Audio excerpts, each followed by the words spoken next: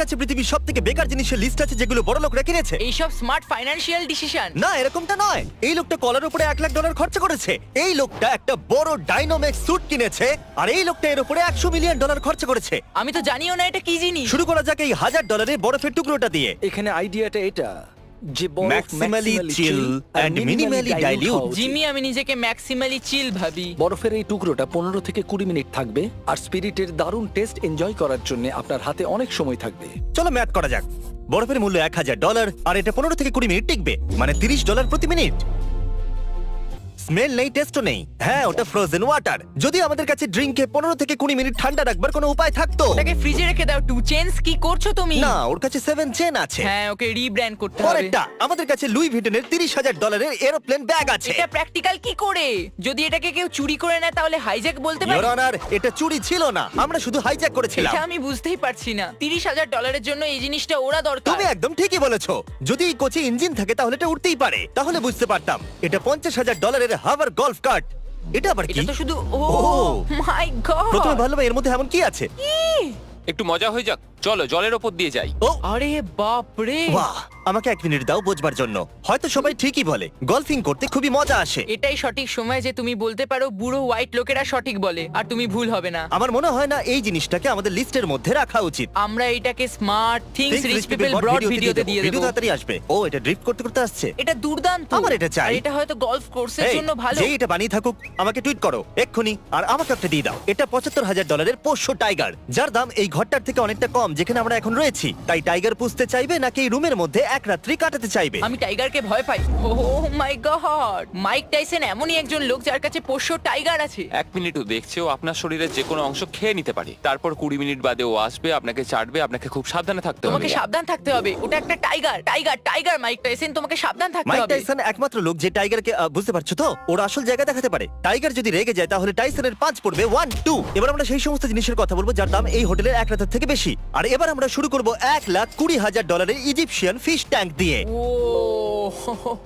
তুমি তো একদম ওর মতনই আওয়াজ করবে। সত্যি আমি এটা প্রথমবার দেখছি। আরে শ্যাক কি এটাকে কিনে নিয়েছে? হ্যাঁ, এটা এই ট্যাঙ্কের জন্য খুবই বড় ফিশ। ঠিক বলেছো, এই ট্যাঙ্কটা মাছের জন্য ছোট লাগছে। যেন ফিশ ট্যাঙ্কের 1/5 পার্ট। মাছের কাছে ঘোরার জন্য শুধু 2 ফুট জায়গা আছে। না না, ওর কাছে দুটো পা নেই, ওটা ফিন। আমি সত্যি বলছি, এই রুমের বদলে ওই ফিশ ট্যাঙ্কটা কিনতে আমি বেশি পছন্দ করব। কোনো খারাপ চুক্তি নয়। যদি মাছ ভালোবাসো তো তাহলে $1,20,000 দিতে কিন্তু হবে। তোমার ফিশকে ভালোবাসতে হবে আর ইজিপ্টকে। আর $1,20,000 থাকতে হবে। Diamond Hot Wheels, Hot Wheels. এর মূল্য $1,40,000। তুমি জানো এটা আমার জন্য কতটা ইম্পর্টেন্ট? শুক্রবারে এই হিরে দিয়ে ভর্তি 18 ক্যারেট সোনার এই হট হুইল কারের ওপেনিং করা হয়েছিল। কিরকম হবে যদি আমরা ওটা কিনে নিই আর ক্রিসের ছেলে টাকারকে ওটা দিয়ে দিই? কিন্তু আমরা বলবো না ওটা $1,40,000। আর তারপর 1 সপ্তাহ পরে আমরা ক্রিসকে বলবো যে টাকার $1,40,000 কারের সাথে খেলছে। টাকার এমন একটা গাড়ি নিয়ে খেলছে যে তার দাম ক্রিসের আসল গাড়ির থেকেও বেশি।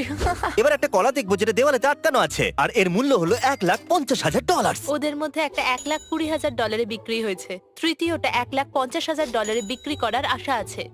একটা কথা বলবো, আমিও আর্টে যেতে চাইবো। আমার প্রথম পিস যেটা আমি বেচতে চলেছি সেটা হলো মনস্টার ক্যান, $2,00,000। ও $1,90,000। এরপরে দেখা যাক $250,000 বাংলো ডগের জন্য। ও, একেই বলে মূল্য। মজা তো করছে না, তাই না? ভাই কি, এর বাড়ি তো আমার বাড়ির থেকেও অনেক ভালো। এখানে 5টা ডগস থাকে, জানো? আমি একটা মিনি ডগ হাউস বানাবো আর 5টা ডগকে অ্যাডাপ্ট করে নেব। এটা আমার স্বপ্ন। এটা আমারও চাই, কিন্তু ক্যাটদের জন্য।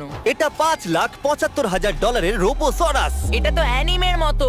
এটা $5 মিলিয়ন কেন নয়? কি এটার মূল্য ল্যাম্বরগিনির থেকে কম? আরে তা কিভাবে? আরে এর কাছে ফ্লেম থ্রোয়ারও আছে। এটা কি ধরনের পাওয়ার রেঞ্জার ভাই? আমি শুধু এটাই বলবো কি যে যে জিনিস এটাকে এটা? বানায় আমাকে টুইটারে ডিএম করুক যাতে আমিও এটা কিনতে পারি। তাড়াতাড়ি 1 মিনিট। এগুলো হলো সেই বেকার জিনিস যেগুলো বড় লোকরা কেনে। হ্যাঁ, হ্যাঁ। তাহলে ছাড়া এগুলো আমার চাই না, আমি আরে এগুলো কিনতে তা চাই কেন? না। তুমি এখন পিছু আরে না পাচ্ছ। না, উপস উপস। এ কি আমাকে নিয়ে ইয়ার কি হচ্ছে? সিরিয়াস হয়ে যাও। আমার মতে এটা বোকামো, কোন মূর্খই এটা কিনবে। না, সে তুমি যে এটা তো বিরোধী শুধু- হও না কেন, কিন্তু এটা টাকা নষ্টই বটে। এই গাড়িটাকে নষ্ট করে দিচ্ছে। ওর কি ক্ষতি করেছে? হয়তো অ্যাটাক অন টাইটান্স এর অংশ এটা। ওকে, এটা যে বানিয়েছে আমাদের অ্যাটাক অন টাইটানের মতো কিছু বানাতে না, হবে। আমরা বড় লোকদের নিয়ে মজা করছি। যদি আমি একটা মূর্খ ধনী মানুষ হতাম তাহলে আমি এটাই বলতাম। একদম, এই হলো কথা। একদম ঠিক বলেছে। এটা $1 মিলিয়ন মাছ ধরবার বড়শি। না, ম্যাক ম্যাকবার্নি ইনি হলেন ইনভেন্টর আর ডিজাইনার এই $1 মিলিয়ন বড়শির। আর বন্ধুরা, এটা সত্যিই $1 মিলিয়ন। ওনাকে এটা 4 বার বলতে হলো যেন লোকেরা রোজ $1 মিলিয়ন নকল হিরের বড়শি বানায়। আরে ভাই, এটাই তো আসল। ও বলবে শান্ত হয়ে যাও বন্ধুরা, এটাই সেটা। ইনফ্যাক্ট আমাদের কাছে একটা ভিডিও আছে এটাকে না, ওটাকে সমুদ্রে ফেলো না। যেমনটা আপনারা Oh, দেখতে no! পাচ্ছেন। ওয়াও, আমি জানতে চাইবো আপনারা কি পছন্দ করবেন, $1 মিলিয়ন ফিশিং রিল অথবা এই ড্রাগ ক্যাবিনেট যার মূল্য হলো $1,000,000।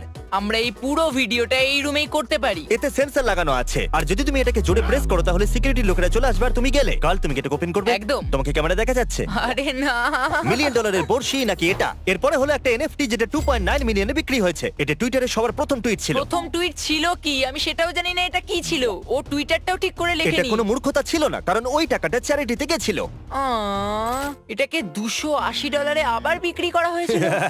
কি?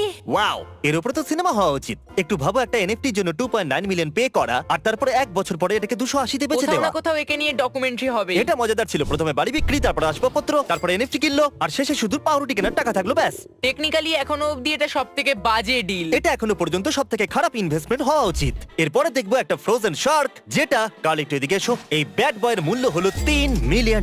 এটা তো একটা রিয়েল শার্ক। এই শার্কটা এখানে কবে থেকে আসলে আছে? দুটো আসল শার্ক ও, আছে। ও দেখো এটা চ্যান্ডলারের সাথে পাওয়া যায়। এটা পৃথিবীর সবথেকে দামি হোটেলের ঘর কারণ এখানে ক্রেজি আর্টওয়ার্ক আছে আর আমি এখনো বুঝতে পারলাম না এটা আসলে $1 মিলিয়ন কেন। বেকার জিনিস। এটা হলো পৃথিবীর সবথেকে বড় SUV $3 million. Alright mad max, এটা ও কি? মাই গড! আচ্ছা এই এক্সট্রা টায়ারগুলো এই জন্য আছে যাতে বাকি 10টা টায়ার পাংচার হয়ে গেলে এগুলো ইউজ করা যায়। ওগুলো শো পিস। ওয়াও! সামনের অংশটা কিসের জন্য?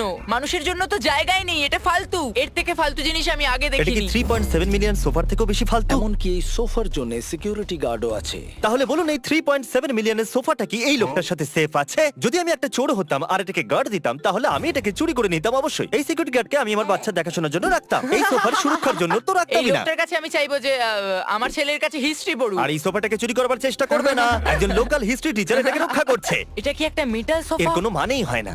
এখন এটা এত ভ্যালুয়েবল যে এটাতে বসার কোনো অনুমতিও নেই। কি? একটা সোফা যেখানে আপনি বসতেই পারবেন না। তাহলে এটা কেনার অর্থ কি? তাহলে তোমার $30,000 পোকেমন ব্লাস্ট টয়েস কার্ড কেনার অর্থ কি? আমি জানি না। চেকমেট। আমার দেখতে ভালো লাগে। ওদেরও সোফা দেখতে ভালো লাগে। এটা অদ্ভুত। এটা হলো পৃথিবীর সবথেকে দামি বাথরুম $4.8 মিলিয়ন। চলো কেউ তো বাথরুমের গুরুত্বটা বোঝে। এগুলো কি গোল্ড? Of course. Gold এর trash can? হ্যাঁ, কাম অন। সত্যি $4.8 মিলিয়ন বাথরুম আর এই ফালতু হ্যান্ড ড্রায়ার? আরে এক মিনিট অ্যাসোসিয়েটেড প্রেস আসলে এটা কেন করলো? এরকম কি করে করতে পারে? জানি না কিন্তু এই লোকটা হয়তো প্রমোশন পেয়েছে। এটা $15 মিলিয়ন একটা প্রাইভেট জু। সত্যি কথা বলতে জু এর জন্য $15 মিলিয়ন ঠিকই আছে। ওকে, ওখানে জিরাফও আছে। ওকে, এটা দুর্দান্ত। এক মিনিট, ওখানে ব্রাউন বিয়ার আর জিরাফ একসঙ্গে বসে আছে। এই জায়গাটা অনেক বেশি কুল। এক মিনিট, কি? Zero shot? ওখানে কি বিয়ারকে হাত দিয়ে খাওয়ানো হয়? আমার মতো মানুষ এটা কোনোদিন করবে না। মাইক টাইসনের টাইগারের কথা মনে পড়ে Oh my গেল। God! ওরা অ্যানিমেলদের সাথে এত কমফোর্টেবল কি করে? পৃথিবীর সবথেকে বড় এসইউভির মালিকের কাছেও এই পরিষেবা আছে যেখানে আপনি $25 মিলিয়ন দিয়ে নিজের নাম মহাকাশে লেখাতে পারবেন। ও ওয়াও! প্রত্যেকটা অক্ষরকে 500 মিটারে মাপা হয়। মানে একটা লিটার 5 মিলিয়নের। এই জিনিসটা কতটা বিশাল এটার আন্দাজ করতে গেলে এখানে আমরা আবুধাবি আর আলফুতাসাই দুটো আইল্যান্ডেরই দৃশ্য দেখাচ্ছি। ওয়াও! কি দারুণ। জানো তুমি, যদি আমার কাছে 25 মিলিয়ন এক্সট্রা থাকে তাহলে আমি হয়তো ওটা কিনে এটা নেব। দারুণ লাগছে, কিন্তু দেখবে কি? ওদের মতো বড় লোকরা এটা নিয়ে চিন্তাই করে না। ওদের অ্যাসিস্ট্যান্ট হয়তো দেখে, মালিক তো জুতে এনজয় করে। তাও আর 5 বছর বাদে উধাও হয়ে গেল। সত্যি সব টাকা জলে চলে গেল। খুশি হয়েছি আমি $25 মিলিয়ন বাঁচিয়ে এটা নিয়েছি। হয়তো এখন অবধি সব থেকে বেকার ইনভেস্টমেন্ট। কারেক্ট। এবার $42 মিলিয়ন আশ্চর্যজনক ঘড়ি যার মালিক হলো জেফ বেজোস, আর এই ঘড়িটাকে আগামী 10,000 বছর চালানোর জন্য বানানো হয়েছে। দিনরাত থার্মাল সাইকেলস।